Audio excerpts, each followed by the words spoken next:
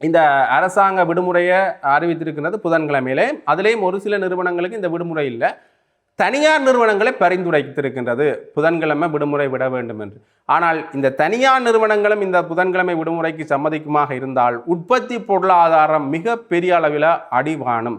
உண்மையிலேயே என்னதான் வீட்டில் இருந்தவாறே வேலை செய்து சொல்லியாலும் கூட இந்த உற்பத்தி ரீதியான பொருளாதார நடவடிக்கைகளை மேற்கொள்றதுல மிகப்பெரிய சிக்கல்கள் இருக்க போன்றது.